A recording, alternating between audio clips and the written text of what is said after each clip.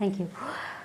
Video की शुरुआत में ही चाय मिल जाए तो इससे शुभ शुरुआत तो कुछ हो ही नहीं सकती। नमस्ते, मैं हूँ सुदीप्ता। हिंदी किताबों वाले चैनल मसाला चाय पर आपका बहुत बहुत स्वागत है।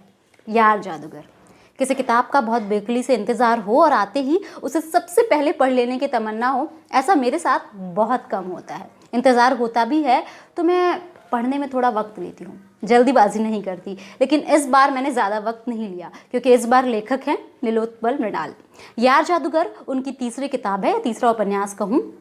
अगर आपने उन्हें पढ़ा है तो आप जानते होंगे कि राजनीतिक विसंगतियों, धार्मिक पाखंडों, विषमताओं और भेदभाव पर वो बड़ी करारी चोट करते हैं और बड़े दार्शनिक अंदाज में करते हैं। अब की अपने इसी अंदाज को आगे बढ़ाते हुए वो और गहराई में जाते हैं और जीवन मृत्यु जैसे सवाल आपके लिए लेकर आते हैं।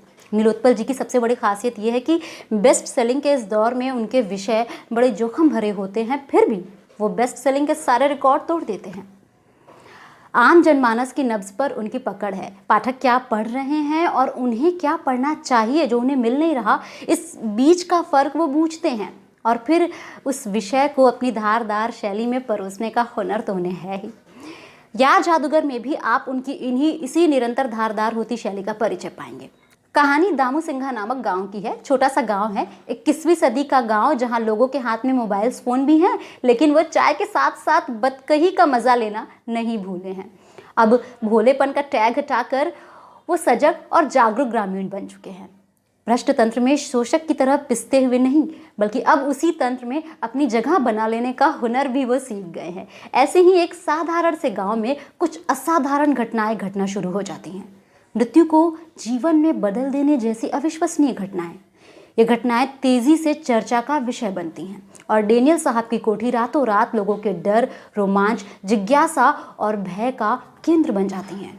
हालांकि पाठक को इस सत्य का आभास पाने के लिए बहुत ज़्यादा मशक्कत नहीं करनी पड़ती, क्योंकि अवध नारायण सिंह के बेटे जयप्रकाश की कहानी के माध्यम से उसे ये पता चल जाता है कि हो क्या रहा है। अब पाठक के सामने सबसे बड़ा सवाल ये होता है कि अगर जो हो रहा है वो सच है तो ये कैसे संभव है।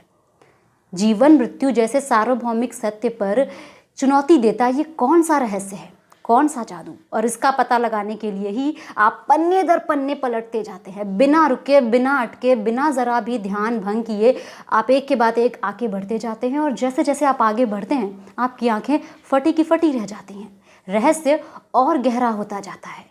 उपन्यास में अवध नारायण सिंह, दरोगा जोगी सिंह और चौकीदार भागवत हाजरा जैसे किरदार जहां शुरू में घटना के दर्शक नजर आते हैं, वहीं वो धीरे धीरे एक कड़ी के रूप में घटना का हिस्सा बनते जाते हैं। जहाँ एक ओर जीवन और मृत्यु के अनसुलझे रहस्यों का जाल है, तो वहीं दूसरी ओर इन रहस्यों को ताक पर रखकर अपनी जेबें गर्म करती सरकारी नौकरशाही।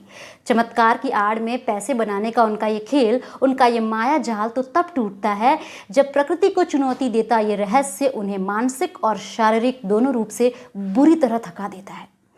शुरू में जिस तेज़ी से आप रहस्य का पीछा करते हैं, कहानी के मध्य आते आते ये तेज़ी ज़रा थमती है, क्योंकि यहाँ से कहानी में आगमन होता है हरिहर बाबू नामक किरदार का और यहीं से कहानी अपने मूल दार्शनिक उद्देश्य को पकड़ना शुरू करती है और अब तक दसों दिशाओं में भटकते आपके मन को एक सीधा रास्ता मिलता है। किताब के मुख्य पृष्ठ पर जो 4 लाइनें लिखी हैं, जो किताब प्रकाशित होने से पहले भी बहुत चर्चित रही हैं कि मृत्यु एक सरल रेखा है और जीवन घुमावदार रास्ता।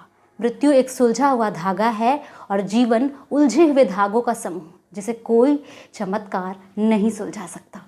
यहाँ से आप इन पंक्तियों का मर्म समझना शुरू कर देते हैं। एक बड़ी महत्वपूर्ण और गूढ़ विषय को फिक्शन में ढालकर सामाजिक प्रपंचों, राजनीतिक विषमताओं और षड्यंत्रों के साथ जोड़कर कितने रोचक ढंग से वो प्रस्तुत करते हैं, उसे पढ़ना बड़ा अद्भुत और दिलचस्प है। नीलोत्पल जी की खासियत ये है कि उनका जो दर्शन होता है, उनकी कलम से जो दर्शन निकलता है, वो आम जनमानस के गहन संघर्ष से उपजा दर्शन है। वो समाज से अलग होकर उसकी विषमता को नहीं दर्शाते, बल्कि सांसारिकता के भीतर से ही उनका दर्शन निकलकर सामने आता है। जब आप उनकी कुछ पंक्तियां पढ़ते हैं तो आप वाकई ये महसूस कर पाते हैं कि उन पर सिर्फ कुछ क्षणों का ठहराव ही नहीं मिलता, बल्कि आप उन पर ठहर कर घंटों, दिनों, हफ्तों तक सोच सकते हैं, उसकी गहराई तक पहुंचने की कोशिश कर सकते हैं। जैसे एक लाइन उन्होंने कहीं लिखी कि हम के अभिमान को संभाला जा सकता है, लेकिन मैं का अहंकार बहुत फूहड़ शोर करता है। एक बात ध्यान दीजिएगा, हम के साथ अभिमान और मैं के साथ अहंकार का प्रयोग किया गया है। शब्दों का इतना सुंदर इस्तेमाल बहुत कम देखने को मिलता है।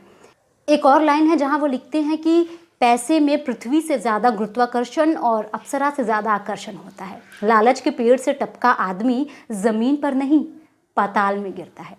जीवन के साधारण अनुभवों से असाधारण दर्शन उपजाने का एक बहुत ही सुंदर उदाहरण वो प्रस्तुत करते हैं। वो कहते हैं कि ईश्वर के दो साथी हैं, जीवन और मृत्यु। अगर यही ईश्वर से बिछड़ गए तो ईश्वर कितना अकेला हो जाए।